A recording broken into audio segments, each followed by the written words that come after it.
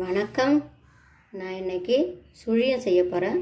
அதுக்கு ஒரு 100 கிராம் கடலைப்பருப்பு, 1 கப் தேங்காய் துருவல், ஒரு 100 கிராம் வெல்லம், தேவையான அளவு மைதா வந்து ஒரு 100 அல்லது 150 கிராம் வச்சுக்கலாம். மேல் கோட்டிங்காக தான். தேவையான அளவு உப்பு, வாசனைக்கு ஏலக்காய், இவ்வளோ தான் தேவை. இப்போ இந்த கடலைப்பருப்பை 1 மணி நேரம் தண்ணியில் ஊற வச்சு வேக வச்சு அவிக்கணும். அவிச்சு எடுத்துகிட்டு வரணும். எடுத்துகிட்டு வந்து தான் செய்யலாம். 1 மணி நேரம் ஊற வச்ச கடலைப்பருப்பை இப்படி கொட்டி வேக வச்சுக்கலாம்.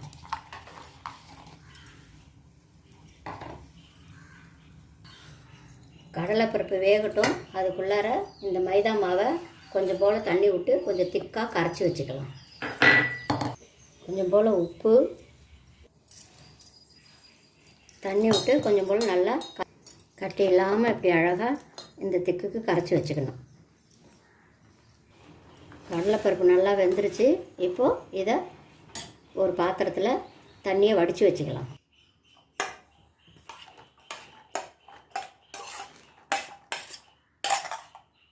பொரிக்கிறதுக்கு தேவையான அளவு எண்ணெய் எடுத்துக்கணும். அதை சொல்ல மறந்துட்டேன். இப்போது இந்த வாணலில் இந்த வெல்லத்தை கொட்டி கொஞ்சம் போல் தண்ணி விட்டு நல்லா வெல்லத்தை கரைச்சிக்கலாம்.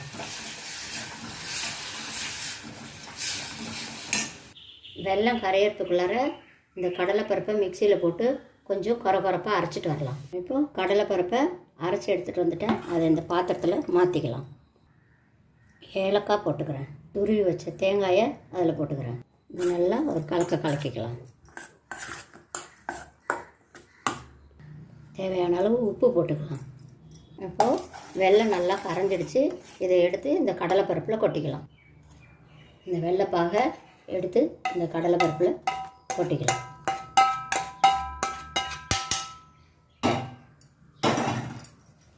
கொட்டி நல்லா கலரிக்கலாம். கடலைப்பருப்பு, ஏலக்காய், தேங்காய், வெல்லம் எல்லாத்தையும் போட்டு பிசைஞ்சு இப்படி வச்சுருக்கிறேன். இதை குட்டி குட்டி உருண்டையாக உருட்டிக்கலாம். இதுபோல் சின்ன சின்ன உருண்டையாக உருட்டி வச்சுக்கலாம். எல்லா உருண்டையும் இது மாதிரி குட்டி குட்டியாக உருட்டி வச்சுக்கிட்டு இப்போது இதை மைதா மாவில் நனைச்சி எண்ணெயில் போடணும்.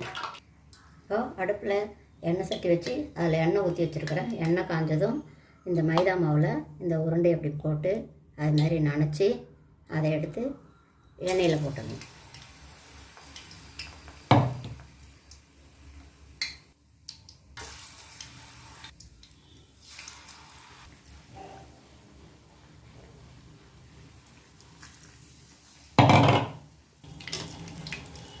அப்படியே திருப்பி போட்டு நல்லா 2 பக்கமும் நல்லா வெந்ததும் எடுத்துட வேண்டியதுதான்.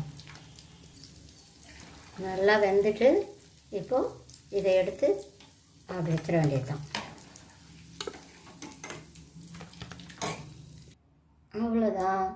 சுவையான சுழியம் ரெடி. நன்றி.